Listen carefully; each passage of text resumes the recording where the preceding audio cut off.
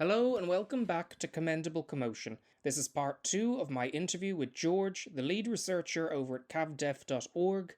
CAVDEF is a wonderful website filled with George's findings from his investigations into various mysterious parapolitical topics. Today, George and I will continue our discussion surrounding deep crime, diving into the infamous JonBenét Ramsey case as an example of this dark concept. Now, given the nature of the JonBenét Ramsey case, please note that this interview will discuss some very disturbing and upsetting subject matter, such as sexual abuse and other forms of violence, so please be aware of that before listening. But with that being said, here is George from the wonderful cavdef.org. What topics can people find, a few examples as well as the John Wayne Gacy situation, which you described very well. Um, what other sort of topics would people find on CavDef? There are definitely a lot more, things along the lines of the Gacy case. First of all, given where CAVDEF started, there's obviously going to be stuff on election integrity, voting machine manipulation, and all the topics, just general topics about the intersection of state power and organized crime, like drug trafficking networks and politically motivated assassinations. But yeah, in terms of other sort of direct deep crime type information. There are a lot of other cases which sort of fit the bill of that, in my opinion, and that includes many other serial killer cases as well. So I think that one example of that, for instance, not a another sort of murder case, which is not a serial murder case, but is a very well known and particularly disturbing murder case in the true crime world, is the murder of this 6-year-old girl, JonBenét Ramsey, in Boulder, Colorado, where she was this child pageant participant, and was the daughter of fairly wealthy, well-connected family. Her father, John Ramsey, was this executive at a big computer equipment reseller company that was a subsidiary of Lockheed Martin. Her mother, Patsy Ramsey, was a former, pageant queen herself, and they lived in Boulder, Colorado. They were last, seen all together, last definitively known to be together at a Christmas party in 1996, December 25th, 1996. The next day, JonBenét basically, she's gone. JonBenét is basically found to be gone, and there's this very strange ransom note left behind in the house. It's a ransom note that's unlike almost any other ransom note. Goes on for like 3 pages, uses all sorts of advanced these fancy words, and is says we come from a small foreign faction. We have kidnapped your daughter. Unless you give us this much money, she will be harmed. She'll be killed. It's a very a note that takes a long time to try and sort of ape the language of this terroristic threat. Um, but it's very much unlike what you would find in almost any other ransom scenario in the real world. So it initially appears that JonBenét is gone, potentially seemingly been kidnapped, and this ransom note left behind. And so the parents, of JonBenét, call 911. They tell the police about this, and police are sent over. And then in the meantime, they also invite all their friends, a number of their friends, over to the house as well, including the couple that hosted the Christmas party the previous night, Fleet White and his wife Priscilla White, their friends John and Barbara Fernie, their pastor, Father Roland Hoverstock, and JonBenét's pediatrician, Dr. Francesco Buff, for whatever reason, all come over to the house that day. And so they're all at the house, all sort of milling around. Even, some of them are, cleaning the kitchen, making the beds.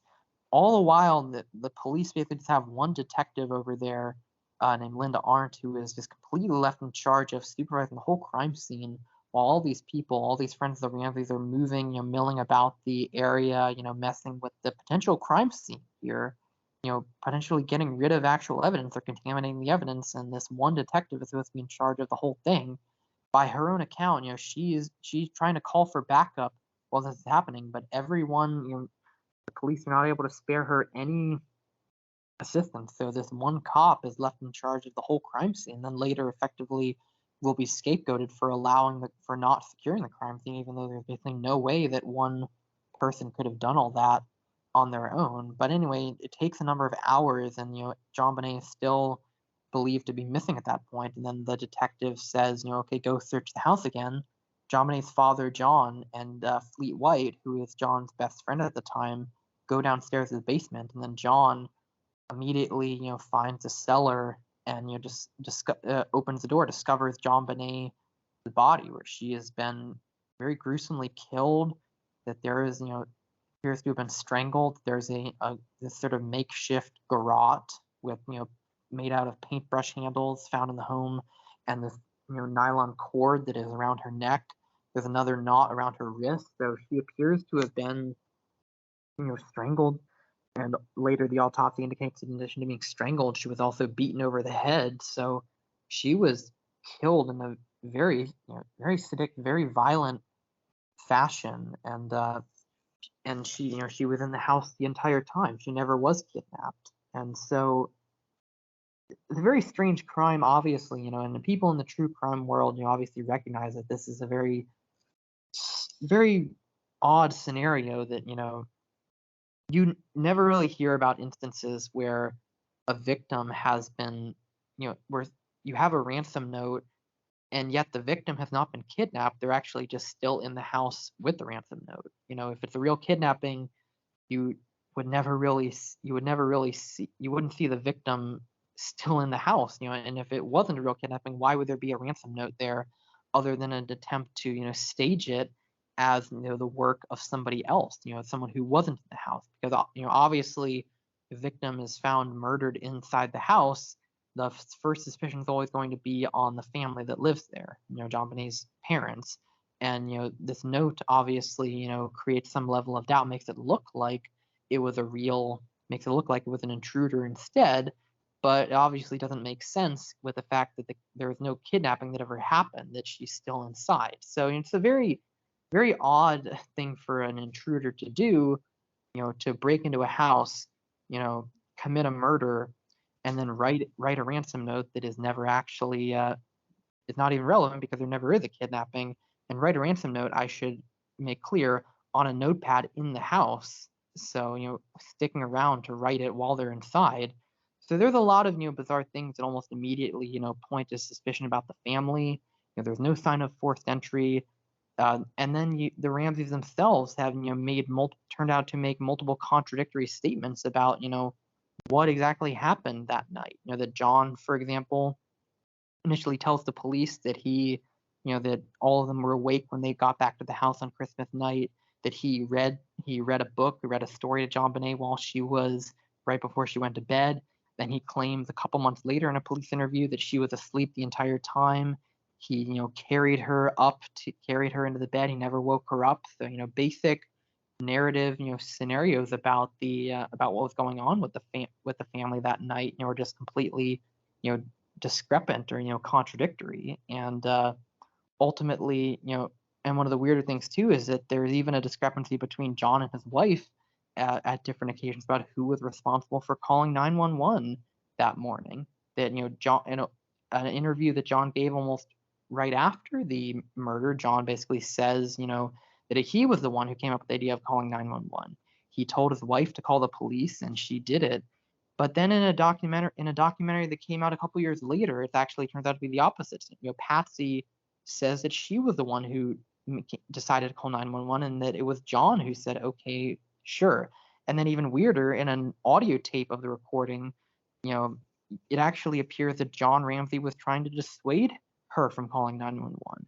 That she is on tape saying, "Hun, we need him," right when the 911 call starts, as if she's basically arguing with him about why they should be calling the police, even though he seems to not want them to. So just, based on a lot of this stuff together, and other, strange things that happen, that strange circumstances that are discovered too. For example, the medical evidence of what happened to JonBenét shows that she was sexually assaulted not just at the time of her murder. That, she was raped by someone at the time of her murder, but it turns out that she also was chronically sexually assaulted. That, at least one occasion and potentially multiple occasions before her murder, that she had also been raped. And so once again, that the idea that she was being sexually abused prior to her death, or prior to being killed, is very suggestive of some level of complicity within the Ramsey family of what was going on. That this is not the sort of thing that what would generally be able to happen without someone in the family, or someone who the family gave a position of trust to be able to get away with abusing her like this. And unsurprisingly, the Ramsey family vehemently denied, and I believe vehemently denied to this day, that the chronic sexual abuse is true, even though a number of respected pathologists came to this conclusion pretty much unanimously and right at the start of the investigation. So there's a lot of strange circumstances pointing to people within the Ramsey family having some degree of complicity in what happened to her, at the very minimum. And the fact that with this discrepancy about why John Ramsey was trying to stop his wife from calling 911, and then later casting it as if he wanted 911 to be called, very much fits in with the idea that this ransom note, the purpose of writing this ransom note was to, because the ransom note said, don't call the police.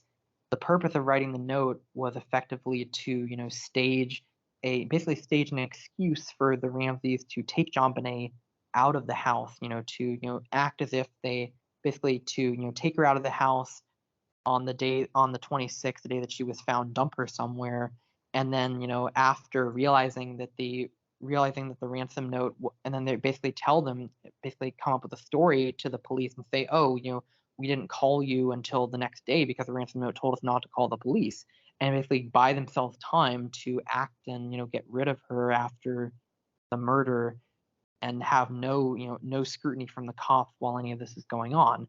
But then Patsy, had a crisis of conscience or whatever, ended up calling 911 and blew the plan, and ended up resulting in this strange scenario where JonBenét is in the home while the ransom note is there too. So very much it's signs from the beginning that John Ramsey is up to no good, that there's something wrong with her father, and the signs of chronic sexual abuse point to some kind of abusive scenario that was either caused by or facilitated by somebody in the home. And as far as the Ramseys' involvement, they quickly lawyered up and got a very prominent law firm in Denver, run by this guy named Hal Haddon, who, interestingly enough, one of the more recent clients of the same law firm that represented the Ramseys, one of the more recent clients was Jeffrey Epstein's assistant, Ghislaine Maxwell. But this prominent law firm, which was very politically connected to the district attorney's office there in Boulder, was basically able to arrange this deal where all of these, basically, a lot of confidential police evidence, the initial statements the Ramseys made to the cops right after her murder was discovered, all these pieces of evidence, these critical pieces of evidence that the police held on to, were basically being leaked by the DA's office directly to the Ramseys' defense lawyers, so that the Ramseys had access to them and could study all of these, prior reports, in order to help, try to help keep their statements, consistent and everything with what was said before. So basically given this very sort of weird preferential treatment by the powers that be in Boulder, and the Ramseys basically pretty much created this protective shield around themselves, which has been maintained to this day.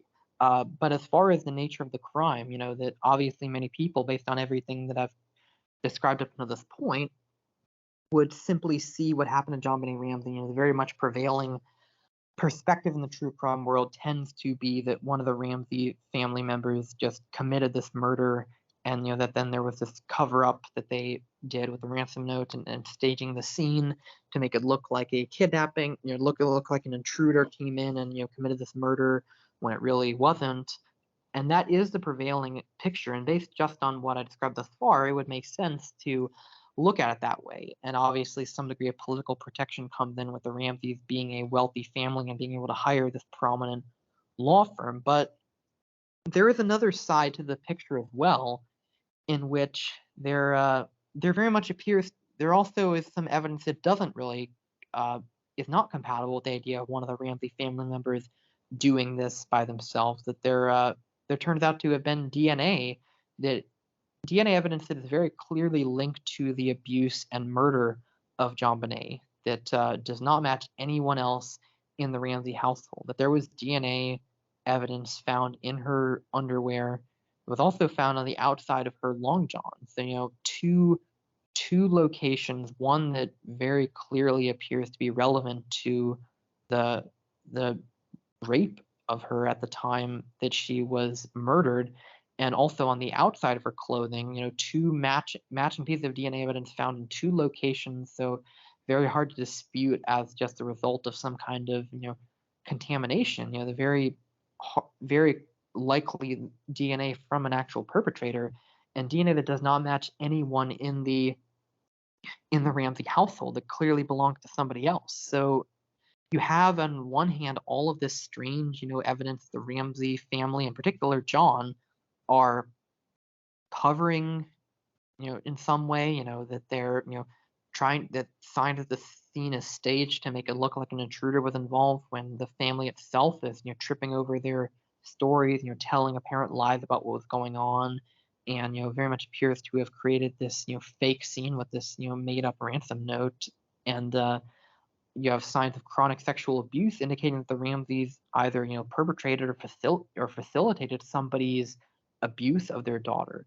And then on the other hand, you have very, DNA evidence from the murder, which does not point to anyone in the home. So, you quickly end up with a more complicated scenario where it appears that, the family is complicit and yet somebody else was involved too. That, so somehow JonBenét was being made available to some other murderer or murderers who were involved in sexually abusing her at the time of her murder, as made available by her family. So you have these signs of a potentially bigger network opening up that her family was somehow complicit in, and it turns out that a couple years into the case, a grand jury actually convened. The DA's office, convened a grand jury, brought in a special prosecutor to handle the grand jury. The grand jury heard a lot of evidence for a while, and then they ultimately handed down indictments against both John and Patsy, not for murder, but for facilitating the murder and covering for the murder after the fact, basically saying that they put JonBenét in a position that led to her murder and that they rendered assistance to her murder afterwards in order to prevent them from getting apprehended by police. So right from the start, the grand jury, the people who heard this evidence, heard all this case evidence to a degree that no one else had, no one else really ever has, basically came up with this exact same scenario that I'm outlining, that the Ramsey parents were complicit in something happening to their daughter, but were not the people who actually killed her. And the response by the DA's office, once again, is to the DA's office, which has seemingly been protecting the Ramseys all this time and, helping them get away with, helping them, get access to all this confidential evidence and helping their own defense team. The response by the DA's office is to basically seal this grand jury indictment, and for the next 14 years, basically, hides the existence of the indictment, denies that it ever happened, completely buries it, and acts as if the Ramseys had not been, indicted for involvement in this, for complicity in this murder. So you have, signs of, signs that these people are basically, again, being very much covered for, and not even being covered for murder, but for facilitating a murder that was committed by somebody else. And, as you examine the background of not just the family, but everyone around the family, you see a disturbing indicator that JonBenét was, just very much surrounded by a culture of sexual abuse and by people who were very clearly appear to be pedophiles, child abusers, child pornographers themselves. Certainly within the Ramsey family, JonBenét was being put into these child pageants from a very young age. She was only 6 years old at the time that she was killed, and she was being put into these child beauty pageants that would make these children, try to dress up and do these, it sounds sick to say, but like, seductive poses, try to basically act, like these adult beauty pageant participants, but while they were little kids, which is a absolutely, I would say, sickening thing. That's basically, catering to a pedophilic audience. But this was what John Bonet was being pushed into by her parents. John Ramsey actually tried to tell the police that it was John Bonet's own idea.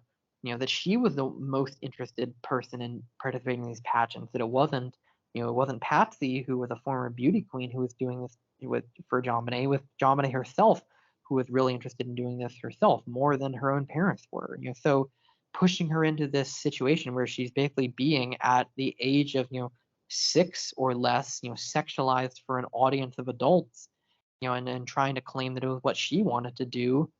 And it turns out that there was even a photo in the family's home. They had a vacation home in Michigan, and there was a photo of John Bonet completely nude, wearing this this like feather boa. Again, wearing the sort of risque clothing you would normally expect an adult to wear, and it's this little kid who is completely naked, and this photo is hanging up in the Ramseys' home as if they're proud of it. So you have this bizarre outlook by the Ramsey family itself with regard to their own daughter and the sexualization of her.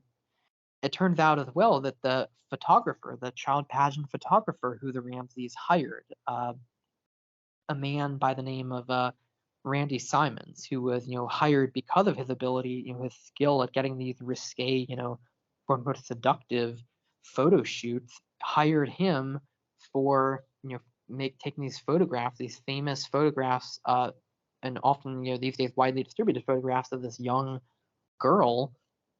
This guy Randy Simons, it turns out, according to another pageant mother who was friends with Patsy at the time, had tried to get her own daughter, who was a bit older than John Bonet, was a teenager, but still, very much messed up. Was trying to get her daughter to take nude photographs, and was even offering to Photoshop her head onto onto other people's nude bodies if she wasn't interested in that. So basically, this guy Randy Simons, who is a pageant photographer for John Bonet, basically offering to make pornography of other pageant participants. And right after John Bonet is killed, this guy Randy Simons, he starts freaking out.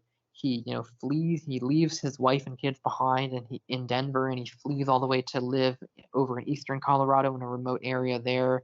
He's, constantly he's calling up people in the pageant world. He's expressing concern about how he doesn't have an alibi for Christmas night when John Bonet was killed. And then when they ask him, well, where were you? He refuses to talk about it. So acting concerned about the possibility that he'll be linked to the murder of JonBenét Ramsey. He's claiming that there are people, these paramilitary groups following him, trying to get a hold of, the photograph that he took of JonBenét Ramsey. That this photo agency is basically threatening him into giving up his photos of JonBenét, or they're going to release quote unquote inappropriate photos of JonBenét that will embarrass everyone who knew her. So once again, the specter, of this potential pornographic, or quasi-pornographic photos of JonBenét existing, and this guy Randy Simons, who was a pageant photographer of JonBenét, who was trying to get another pageant participant to take pornographic photos. This guy is totally freaking out after JonBenét's murder and acting as if he is at risk of being implicated in the murder. And then ultimately, come July of 2019, only 4 years back, he gets busted in Oregon, where he has since moved to, busted for child pornography possession. So this guy actually turns out to have been a pedophile all along, and he was JonBenét's pageant photographer, interested in taking pornographic photos, concerned about inappropriate photos of JonBenét getting out, and concerned about the possibility that he would be implicated in JonBenét's murder. So these people who are constantly surrounding JonBenét and surrounding her with the complicity of her parents and them pushing her into this pageant world in the first place, what arguably is essentially putting her on display for pedophiles and treating it as if it's some legitimate thing that to do with their 6-year-old daughter. That this is a sort of constant specter that is surrounding the case. And the weirder thing too is that beyond just JonBenét herself, that beyond the Ramseys themselves, there are a lot of other people who are in the orbit of the Ramseys, close friends of theirs, and even the people who are in the home with them that morning appear in many ways to be just as suspicious as the Ramseys themselves. That I mentioned this friend, this their close friend Fleet White, who in fact was John Ramsey's best friend at the time. Fleet White was an oil company executive. He had a very wealthy, prominent family. He had actually hosted the Christmas party where JonBenét and the Ramseys were at the previous night, which is also really the last place where they can be definitively, known to have known to be at. And I should note that photographs of this Christmas party have never come out. All these decades later, and their photographs have never been revealed for whatever reason of who was there and what was happening at the White's Christmas party. But anyway, Fleet White, he was called over by the Ramseys to the home that morning, and of course he was one of the people who was messing about in the home. He was making, I believe he was making the bed of JonBenét's brother, Burke Ramsey. So again, essentially going into a private room of the house and leaving behind his own forensic evidence, which of course would provide a good explanation for why any evidence of his was found in the Ramsey home, if it ever was found. So certainly convenient there. But turns out that he, as with John Ramsey himself, he was, basically right at the time that JonBenét was found. When JonBenét was found in the basement, she had a piece of tape over her mouth. John Ramsey ripped the piece of tape off her mouth, obviously, contaminating that piece of evidence. So again, if there's any forensic evidence linking him to the tape, he can obviously say, well, yeah, because I took the tape off her mouth. Fleet White himself later goes and he contaminates the same evidence. After JonBenét is brought upstairs, the lead detective, Linda Arndt, tells Fleet White to go downstairs, basically tells him to guard the basement door, stop anyone from coming in or out. Fleet White, for whatever reason, disobeys a direct order from the detective on the scene. He goes down back into the cellar and he decides to pick up the piece of tape himself for no particular reason. So both John and Fleet are, contaminating pieces of evidence at the crime scene, leaving their own forensic evidence on pieces of potential, evidence at the crime scene that obviously, if they ever get linked to it, they have a very convenient built-in explanation for. Later that day, the Ramseys send JonBenét's slightly older brother over to the White's home to stay with while they're dealing with what had happened to their daughter and everything. And police come over to the White family's house to interview her brother Burke. And it's an interview that should not have taken place because this Burke Ramsey was only 9 years old, not much older than JonBenét. He was only 9 years old. None of his parents were there, so there was no legitimate cause to do the interview. But for some reason, Fleet White's sister-in-law, Allison Shoney, so that's the sister of his wife Priscilla White. Fleet White's sister-in-law, for whatever reason, identifies herself as Burke's grandma, which is clearly a lie, and does that to essentially provide a justification for the police interviewing this young kid without being in the presence of his parents. So you have members of the White family who are doing incredibly strange things, just like the Ramseys are, and often, a lot of what they do does mirror what the Ramseys do. Just as the Ramseys, they didn't sit down for these, police interviews until they, had access to their own prior statements from, to the police. Fleet White did the exact same thing. He was asked to talk to the police about what had happened, give information on the case, and he refused to do that until he was given his own prior statements as well. And he's often just constantly throughout the case showed an indicator of not wanting to be in a position where he would have to give evidence under oath about what had happened. At one point he was subpoenaed in another case, an ongoing criminal case that was tangentially related to the Ramsey murder. He decided to ignore the subpoena, and he was given 30 days in jail for this. He would rather have submitted to 30 days in jail instead of being willing to testify about his knowledge in the case. And he was also asked to submit for a deposition a couple years later in a civil case. And again, his deposition was just a mess of I don't recall. So something weird was going on with Fleet, and it turns out that a couple years into the case, a California woman named Nancy Krebs came forward to say that she had actually been abused since childhood by the Fleet White family and the people who surrounded them since she was a young child. That her mother's family were friends with the family of Fleet White's dad. That'd be Fleet White Senior, and Fleet White Senior was actually the godfather to this woman Nancy Krebs's mother Gwen. So the White family was sort of ever present in her life, and from a very young age, she was, with the complicity of her own mother, being prostituted out to the White family and other members of this sort of extended interlocking families, and basically she was being passed around and ritually and sexually abused within this group for nearly her whole entire life.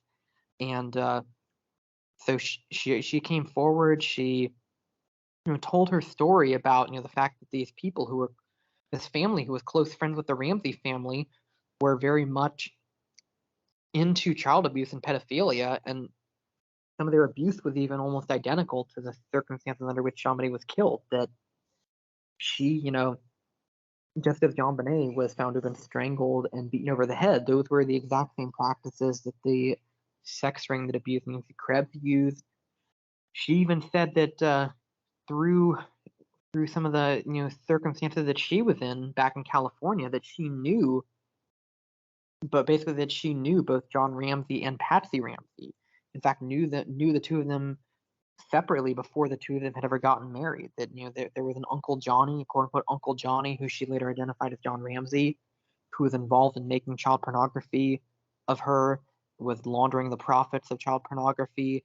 That she also met Patsy Ramsey through the Rainbow Girls, this sort of fraternal order, for young girls that she was involved in, and Patsy herself was involved in. And the fact that it can be confirmed that both Nancy Krebs and Patsy had connections to this organization. So this is again not something that Nancy is just making up. So you have this this woman who comes forward to tell this harrowing story of abuse and talking about how the White family was deeply involved in this, and that they were also sort of in this network was also connected to both Ramseys, before the Ramseys themselves even got married to each other.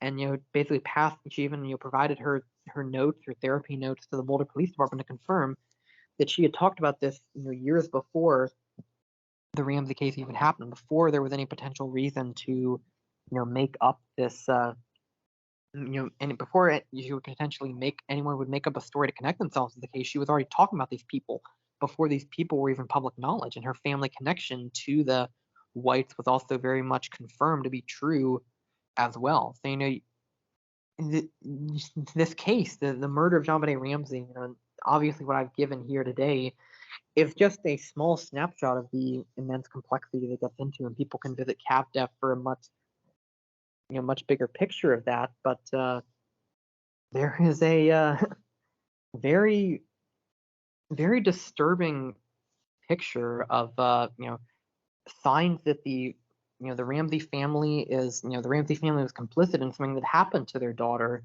but they also were not the immediate murderers, and that there was this whole scenario of child abuse, of that they were complicit in.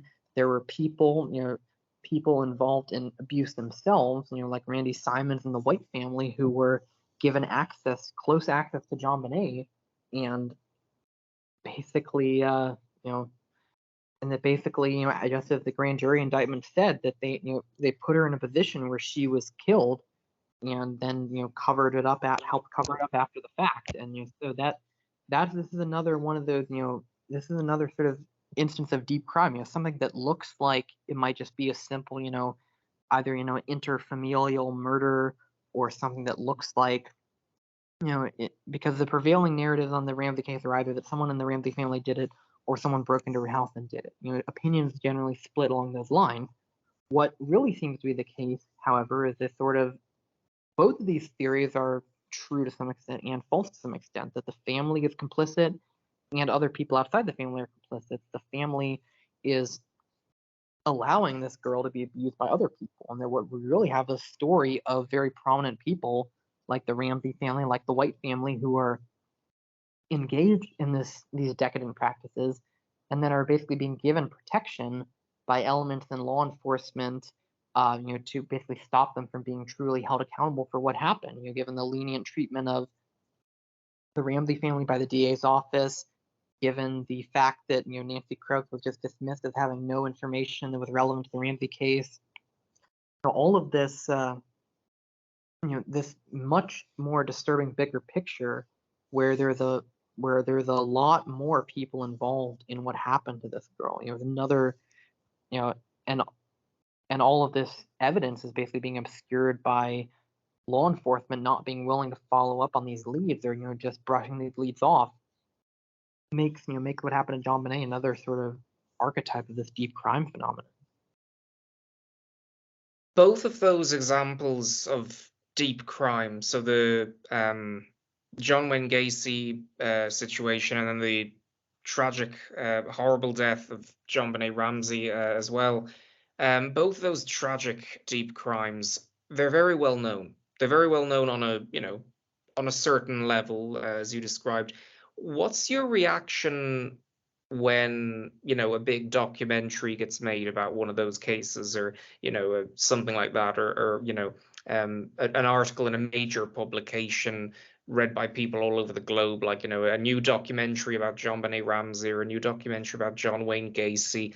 What's your reaction? I mean, do you ever kind of have a reaction of, oh great, finally they're talking about this or that element of it that has not been looked at much before at all? Or do you get disappointed by it often? I mean, what's your reaction when that sort of thing happens? Because those are two well-known cases at a certain level, Well, the disappointment is definitely more common than being happy about it. I would say that some of the recent documentaries on John Wayne Gacy have started to move the needle a little bit. They've started to talk about the notion of him having accomplices, and also the sex ring angle. I think I think it was a recent Peacock documentary, if I'm not mistaken. I haven't seen it yet, but I've heard about it, and I knew someone who was helping with the documentary. This documentary, I think it's called John Wayne Gacy, Devil in Disguise, does devote at least one episode to talking about the sex trafficking ring angle, and talking about John David Norman and some of the claims that Gacy made regarding that. So, that sometimes it does start to get recognized, but it takes a lot longer than you would hope. All this information about Gacy, the connection to Norman and Paskey and all that. This information was known back in the 90s. Gacy had a defense investigator working on it. Gacy was talking to talking to a TV interview. He mentioned the name of Philip Paskey in a TV interview back in 1992, and no one really followed up on it. So it's very much it takes a lot longer than you would expect, or at least you would hope, for this stuff to get recognized, to the point where it really took, this effort by this woman, Sherry Marino, who, as I mentioned before, had a son, Michael Marino, who she thought was, she had doubts was really a Gacy victim, and ultimately pursued that and found that she was right, that he wasn't a Gacy victim. And that turned up a lot of other evidence in the case as well that revealed signs of him having accomplices that hadn't been revealed previously. It took decades for this information that could have been pursued back then to finally make it to the mainstream. And even then, in a very tentative sense, where we're saying, oh, this may have happened, they don't really, in any cohesive way challenge the idea of Gacy acting alone. They just sort of leave a curious tidbit of, oh, here, look at this side angle. It could be true, but it is kind of a conspiracy theory, like it's not necessarily true. So it takes, I would say the realization of the public for any deep crime is lagging behind reality, almost all the time. And with JonBenét, it hasn't even come close to catching up yet. I mean, the most popular theory, this is something that drives me insane to no end about the true crime world, that for the idea that her brother, Burke Ramsey, her 9-year-old brother, Burke Ramsey, was her killer, is the most popular theory, basically the most popular theory of what happened to her. As far as who was behind the sexual molestation, the chronic sexual abuse of her.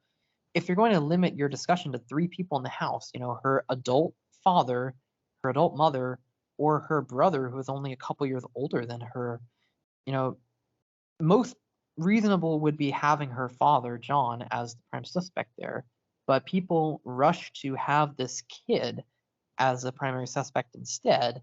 And this is the focus of a lot of the major JonBenét documentaries. That the one that CBS did a number of years back in like 2016, really went full bore ahead with pushing this idea. And the weird thing is that this notion of Burke Ramsey as the perpetrator was actually being pushed by one of the same people who influenced discussion of the Ramsey case online for years and happens to have had a connection to Fleet White and also to Nancy Krebs, was trying to stop Nancy Krebs from coming forward with her story. There's a guy named Richard Talfryn Jones, middle name spelled Talfryn, or just Tal Jones, Tal Jones for short. Tal Jones was the adopted son of a guy named Albert Heading Sprague, who, by the way, was an officer of the OSS, the Office of Strategic Services in World War II, which is basically the predecessor of the CIA. And this guy Albert Heading Sprague was the second husband of Alice Christoph, who was Alice Christoph being the mother of Gwen Krebs, the grandmother of Nancy Krebs. And basically, and this guy Tal Jones was very active online on these web forums discussing JonBenét Ramsey. He was pushing this very, hard, this idea that Burke Ramsey was a perpetrator back when it wasn't very popular at the time, and helping to trying to shape public opinion in that direction. Some of his stories would become fodder for tabloids when they would make these, supposed exposés about Burke being the killer. He was trying to get fellow members of the Ramsey forums on board with him, even trying to get them to influence the grand jury at one point when that was going on. And as I said, he tried to stop Nancy Krebs back when she was coming forward in the year 2000, to trying to dissuade her from coming forward, tell her story. And then after she came forward, he was on the forums trying to, tell everyone that she was a liar, that she was just having a mental health crisis, that her family was trying to get her care for her. This guy Tal Jones, it turns out, he worked as a paralegal in the office of a local lawyer in Boulder named Thomas Cecil Miller, aka Doc Miller. He was working there as a paralegal, and he came in to the office the morning after JonBenét was killed, and he basically said that, I spoke to Fleet White, and he told me that Burke was a killer. So one day after the murder, Fleet White is apparently already spreading this idea that Burke Ramsey was the murderer, and spreads it to Tal Jones, and then Tal Jones goes and repeats it to Doc Miller. And I should note at the time, Fleet White is telling the cops that he doesn't believe anyone in the Ramsey family could have done it. So for some reason, he's telling Tal Jones this, sort of defamatory thing about Burke, while telling the police that he doesn't think anyone was involved that he doesn't think anyone in the Ramsey family did it. And as far as the Millers themselves, they themselves had connections to the tabloids too. Doc Miller was involved in a scheme with the Globe, one of these tabloids, to buy a copy of the ransom note from a document examiner. This was in the early years before it had leaked, trying to help the tabloids get a hold of it. Doc Miller also, it turns out, Doc Miller had earlier in the year 1996 had left his wife for this woman named Judith Phillips, who happened to be a photographer, a friend of Patsy Ramsey, had often taken photographs of JonBenét Ramsey, had just, even before JonBenét's murder, just happened to have left his wife for Judith Phillips. And Judith Phillips herself would later be involved with the tabloids. She helped set up an ambush interview of one guy in Boulder named Stephen Miles, who was a neighbor of hers, who was being cast as the Ramsey family's latest suspect, trying to help throw someone under the bus who had no apparent connection to the murder as being a suspect. Later, for that 2016 documentary I mentioned, she came into it and she basically said that Burke Ramsey had hit JonBenét with a golf club and hurt her, and that he did it deliberately, that he attacked her with it, even though this incident had previously been reported to be an accident by all accounts. So Judith, comes in and is helping to spread this narrative, and she's married to Doc Miller, who is being given this narrative almost immediately, apparently by this guy Tal Jones, who was helping Fleet White, was helping to stop a an accuser of the White family from coming forward, and is spreading this information about Burke Ramsey that Fleet White is giving him. So, I would say that I tend to view a lot of the JonBenét documentaries that come out as still being very disinformational and arguably being influenced by some of the perpetrators in this case, even to this day. So I'm very disappointed in the state of these, the way the Ramsey case tends to be covered. With John Wayne Gacy, it's finally starting to get at least a bit better, but yeah, very much the coverage of deep crime is in a starry state. It's very rare for people in the positions to spread this information to really come to terms with the larger picture that these cases tend to have. Yeah, I know what you mean. I know what you mean. Well, on that light note, but seriously, like, I mean, I do think it's it's interesting just how I think maybe with the rise of the internet and things and podcasting, there are more and more people, such as yourself, who you know, who do research these things very in depth. And on that note, before we finish up, what advice would you give to people looking to do what you do? Who want to, start a blog or start a website of any kind or start a podcast, writing a book, anything, filmmaking, who want to research topics such as this, um, to make something about their findings and pursuing these topics. What advice would you give to people like that, given the subject matter, given the complexity? Any advice at all that you give to those people? Yeah, that's a great question. I think a couple things, have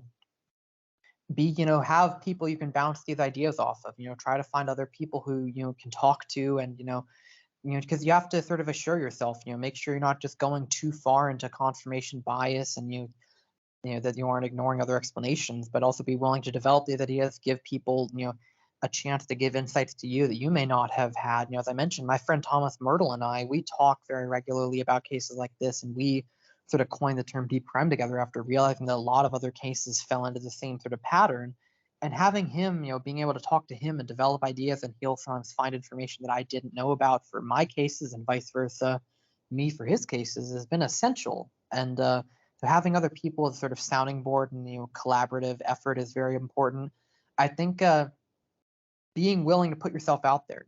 If sometimes there's going to be a limit to what you can find online in research. You have to eventually, at a certain point, if you really want to carry these cases forward, you have to try to talk to people. It can be nerve-wracking and scary to try to reach out to them, and you'll get a lot of rejection sometimes, or people will not answer you. They'll say, no, I don't want to talk to you. But you have to take it in stride, and just say, okay, sometimes I won't get everyone I want to talk to, but I move on and I try again. And I think determination in that regard, whether it's talking to people or filing freedom of information requests, sometimes you'll get rejected. They'll say there are no records, but you have to keep going, and eventually you try hard enough, you'll find those nuggets of gold, basically. So I think determination, putting yourself out there is very important. And I think, being willing to keep an open mind about this stuff. I know that a lot of what I talk about is very controversial, that there are some people who might be more inclined to write it off as, quote unquote conspiracy theory again. And I think, ultimately I try my best to follow the evidence, that when a certain things, certain point when things happen to such a degree, these weird coincidental occurrences, all these unexplained loose ends, when they rack up to such an unbelievable extent, eventually it's hard to believe there's not something more to what's going on. And this is something that everyone, whether you're an investigator, a police investigator, a journalist, the idea of coincidence, and when a coincidence becomes too much to ignore, is something that any investigator recognizes, because eventually, if it happens to such a degree, such an incredible degree, it's very likely that there is something else going on. And, not saying to immediately jump on board and believe, always believe that this more complicated thing is happening, but to not close yourself off from the possibility that sometimes the picture of what's going on in the world can be darker than you might immediately be inclined to accept. That just being willing to follow the evidence wherever it leads to, whether, even if it takes you outside the bounds of what you would normally expect in a case like these, even if it takes you outside your comfort zone. I think it's important to be open to very strange avenues that these inquiries might lead you down. Very, very good advice. Very good advice indeed, and very helpful indeed. So thank you very much indeed. And people can find you at cavdef.org, isn't it? Yeah, that's right. So yes, CAVDEF.org. That's my website. I have this CAVDEF wiki, which has a lot of my ongoing research. Has a blog as well, which only have one article on it right now, but going to be putting out more. That article is on one particular deep crime or series of deep crimes, really revolving around the Ted Bundy case. That there is more to that.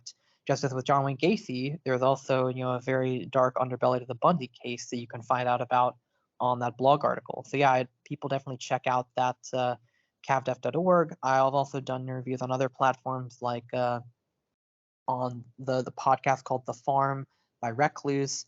Also, most recently I was on the podcast Program to Chill, where we talked about the Henry Lee Lucas case, which is another serial killer case, and also talked about some strange circumstances going on in Waco, Texas. So yeah, people can check out my podcast and some of those other platforms as well.